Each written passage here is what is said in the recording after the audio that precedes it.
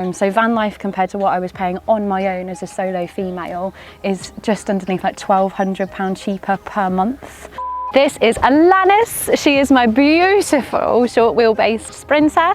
So I can use it as worktop space, but then it's also a hidden toilet. Like if you would offer me back my teaching job in front of 30 kids or to come and live in a van for another 5 years, I would take van life every day.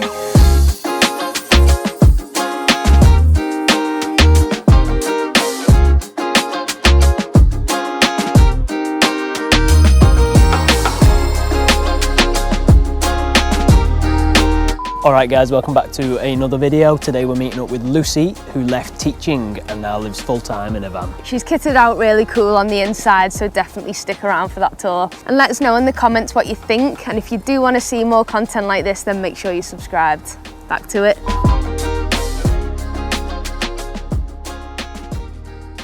Hi, my name is Van Life with Lucy and this is my sprinter Alanis. I've been living in her since about 18 months now, so happily settled, and I've been busy touring all around Europe and the UK, and it's been one heck of an adventure so far. I was teaching full-time and working remotely from home. I had a big ACL reconstruction and a big climate accident, so I managed to have some surgery and stuff, and that was a real rethinker of what I was doing in my life at that time. In terms of a lifestyle choice for me, I wanted to do van life as a full-time experience because I'm on my own, I'm solo, I'm 35 now, so it's a huge thing for me that I'm not married, I don't have kids, I'm not in that rat race of now going to school every day and working as a teacher like I've always done. I wanted to break free from that and have more freedom to travel, have more freedom to explore opportunities that I want to do. So financially for me, it's been a great decision because I'm making a bit more funds and money to do the travelling element, but I'm not paying for the house. So van life compared to what I was paying on my own as a solo female is just underneath like £1,200 cheaper per month. So it's a huge saving that I'm making working a professional job at the moment, but then not spending it all on a house. I'm currently working a full-time job, so I do 9 to 5 every day from a computer in the van because I work in marketing, so I'm very lucky that I can do it all sort of remotely, and mine is social media focused and advertising focused as well, which allows me to run my Instagram, which is Van Life with Lucy, and do that sort of as well at the same time. So I'm using both fields really, which is great. But for me, for costings, it's fantastic because I'm only paying, say, maybe like anything from £200 to £400 a month on diesel, depending on how much I travel. I don't pay anything for gas because I have an induction hob, so mine's run off the main electricity for the van. My water is mostly free, and I pick that up from everything from natural springs to Morrison's petrol stations, wherever I can source water. So yeah, I'm not paying for my mains anymore, I'm not paying for gas, I'm not paying for water. My biggest expense is fuel. So it's a very cheap, sustainable way of living at the moment, which I'm just loving because it gives me more money to travel with. This is Alanis. She is my beautiful short wheelbase sprinter. I wanted to get a short wheelbase rather than a medium or a long wheelbase because it's just me, I'm solo traveling. She's an XDPD vehicle. I bought her from a van auction, so she was pretty cheap. I paid just under like £6,500, and then I built the van myself, which kept costs down. So then I spent about £4,500 on the conversion itself, so I didn't go into debt for the van. And isn't she pretty? See, this side's not as nice because of all the dents and just hide the rest. I'm not gonna lie, I'm not precious about her when it comes to how I drive and things like beaches, old track roads. I like being in off-grid sort of spots and pretty places. So it means that you go down some like really gnarly country lanes and stuff. So if she gets chips, if she gets scratched, I'm not really that bothered. Kind of the more battered she looks, the less nickable I feel like she is. Inside she's a palace, but outside I don't mind her looking a bit beaten up. I've also got the solar panels on the top, you can just see them because she is fully off-grid. The reason I wanted that is because I work full-time from the van, so I needed a good source of electricity and power for those needs as well. So I've got 275 on the roof, which helps me with the fridge and the plug sockets in the van, and then I've also got 2 gel leisure batteries as well, 2 lead line ones which live in the back of the van. So underneath here, I actually have a tank which is welded onto the bottom, and the underslung tank takes the sink waste and the shower waste, and then that gets stored in a tank that I can turn the tap on and off. But it means I can have a shower, I can wash, and I can do everything I need, and no one knows I'm in there. So inside of the back of the van, we've got insulated doors. I do have a diesel heater, which you can just see here as a tank, which is mounted as well. At the minute, I'm not gonna lie, she's a bit messy because I do live in here full time. So inside here, we've got my Starlink, which is how I'm able to work full time from the van. So that's a satellite dish. The satellite dish comes out every day between like 8 and half 8, ready to start work at 9 o'clock. I'll mount it on the top of the van and then just run the cable through where I've got a hole in the back of the van. So that's fine. You've got all my electricity, which is here and mounted. The 2 boxes there are all of my equipment and everything I wanted in case I have any water spillages or leakage. So I've got some spare bedding in there that keeps it nice and fresh. That's why it's all wrapped up in plastic. And then I've got like mountain bike gear and toys and things, which explains also why I have like climbing gear, like shoes, boots, that sort of stuff, outdoorsy things. And then inside I've got camping gear. So I do a lot of bivvy camping and outdoor camping with my hiking. Tools, which are obviously essential when you've built a van and things go wrong. A paddle board at the back as well. So just for sizing, that kind of shows you what we've got in here. And then this is actually a mountain bike tray that slides in and out, but my mountain bike at the moment isn't in the van. I've got it being serviced for its brakes at the minute. So it's lots and lots of storage in here, which is why the bed is so high. So the van's pretty stealthy, so it's less conspicuous to look like a camper van. Obviously it has the solar on the top, but from the outside it's not so conspicuous. I've got the privacy glass in there as well, because being a woman on my own, I don't want anybody peeping.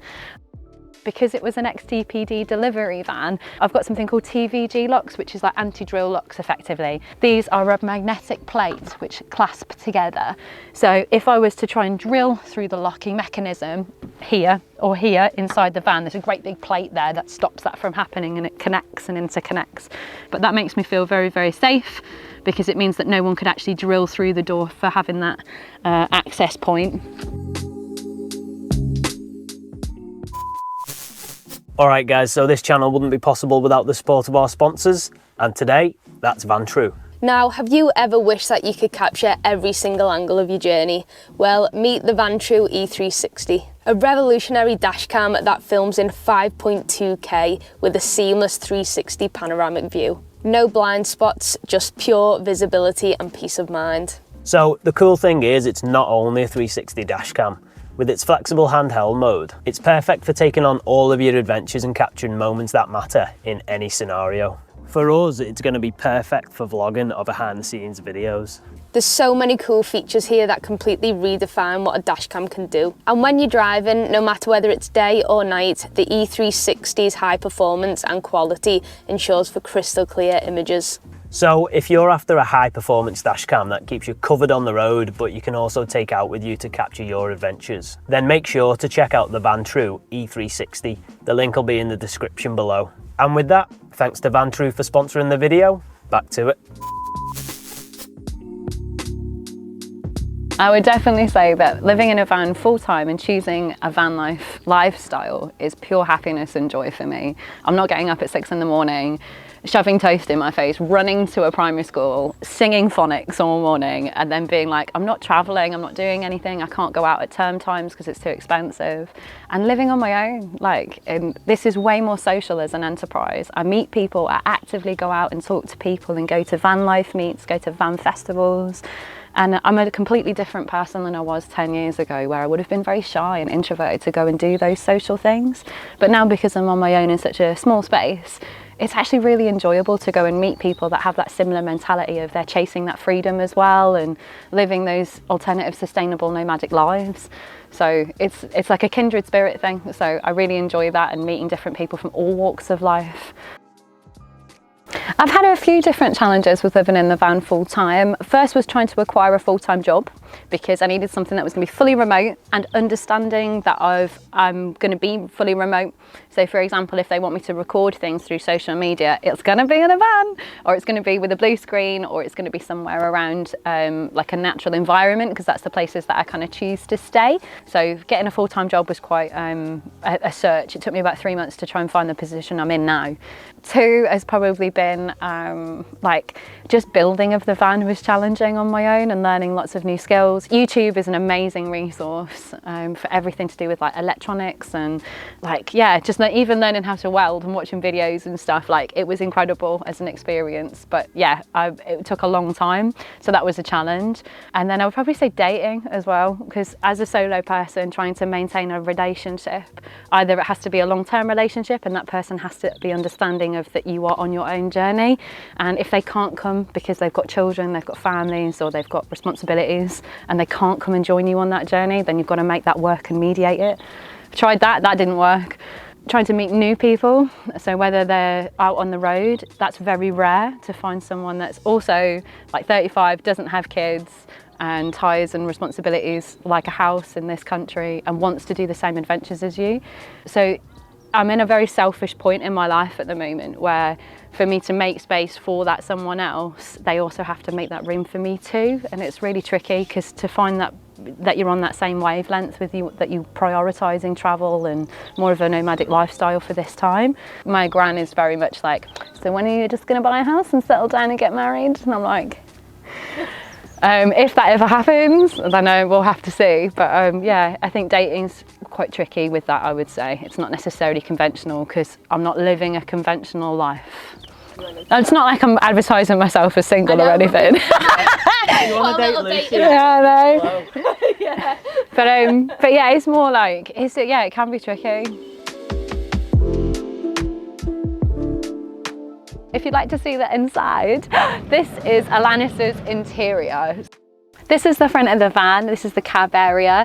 As you can see, I do have a little captain swivel in here as well, which allows me that little bit of extra working room.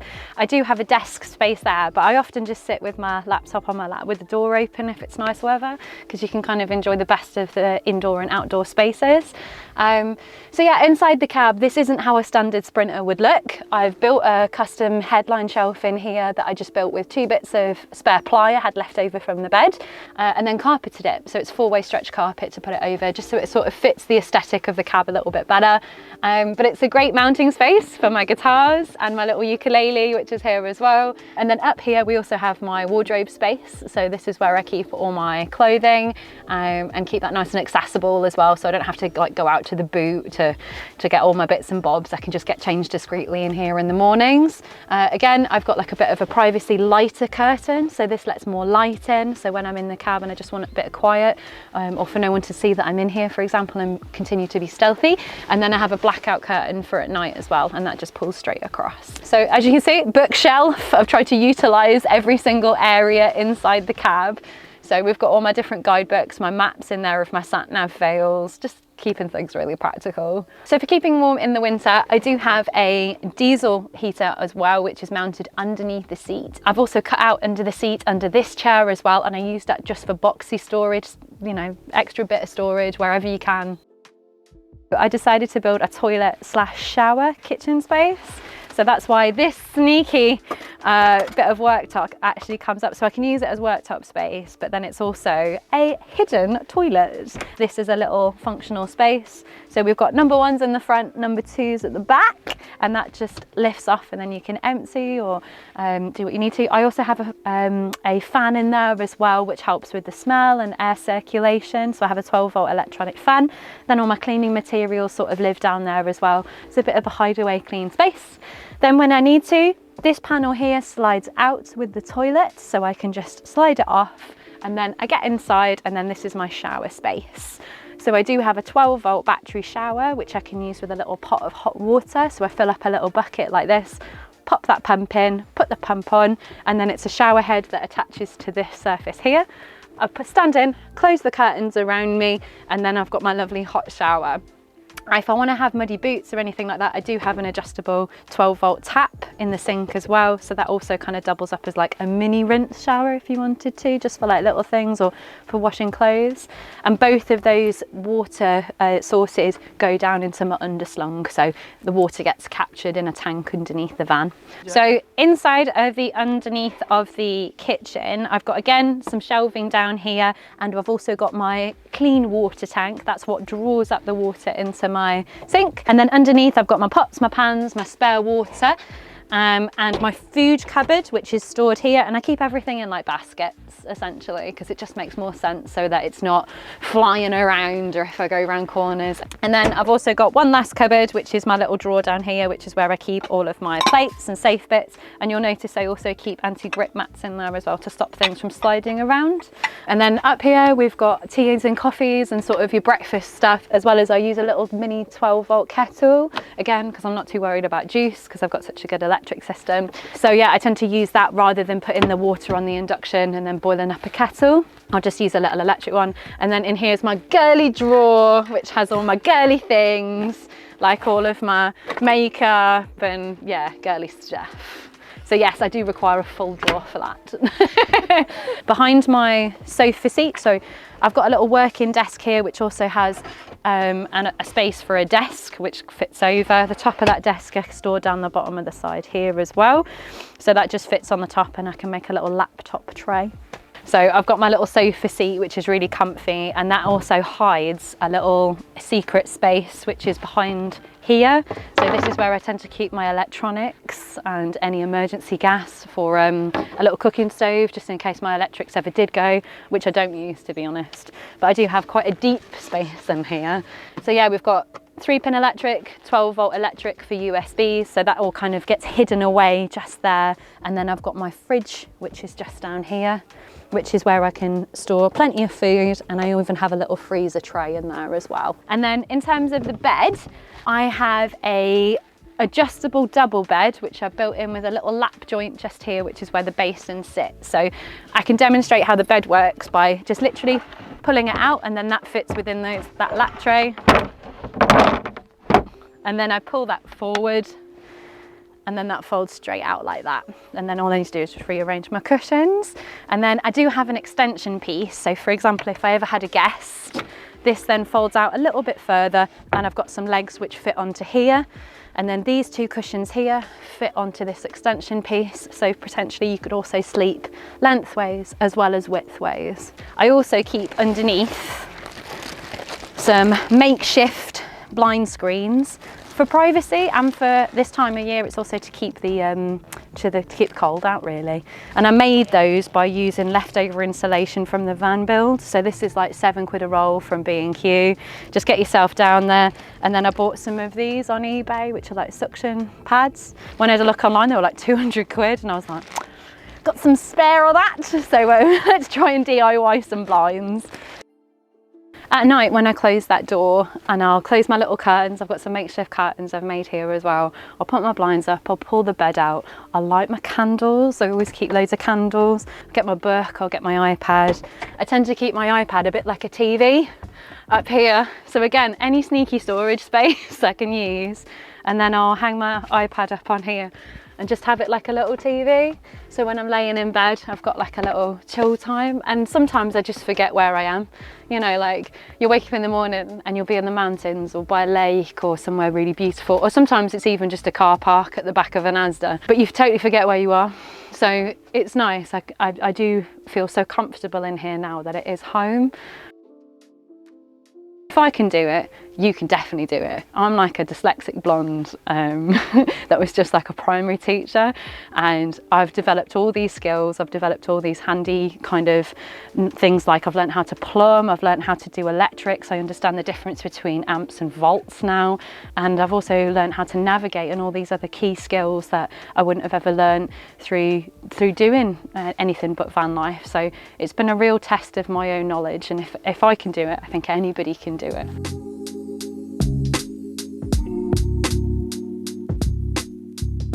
If you are thinking about doing this as a lifestyle, or have the ambition maybe to do this day when you're retired, or you know, when you've got the freedom to, I would definitely say 100 times over, do it now.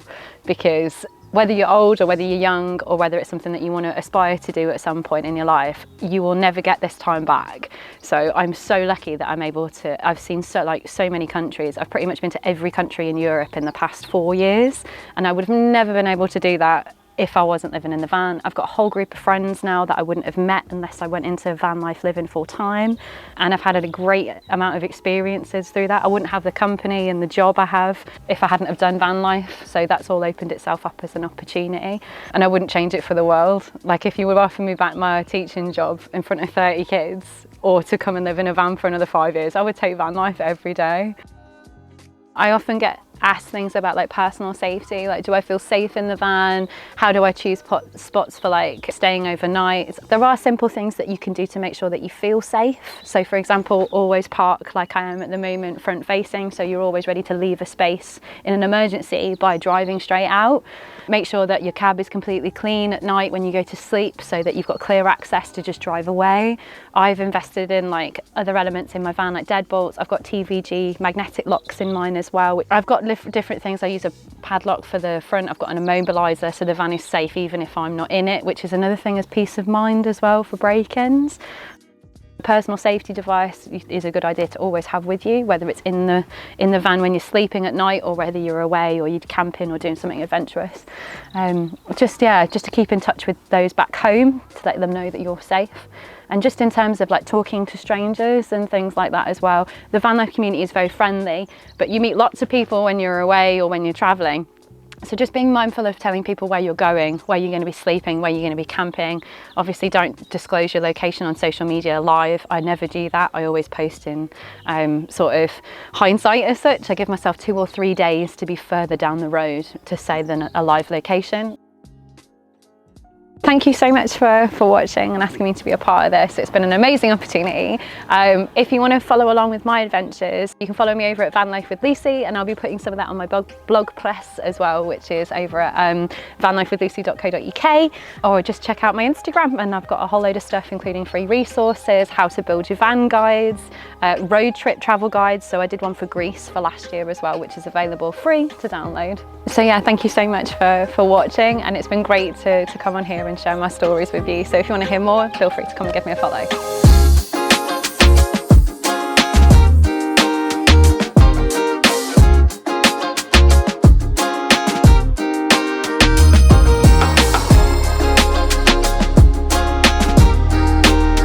Alright guys, thanks for tuning in there, and a big thanks to Luci for sharing a story with us and showing us around. Make sure to check her out on the socials. All the links will be down below in the description. And let us know in the comments what you thought of the video, and if you do want to see more content like this one, then make sure you're subscribed. We also have a Patreon channel where you'll see behind the scenes vlogs, so if you want to see how we film these videos, then check that out. The link will be down below. See you in the next one.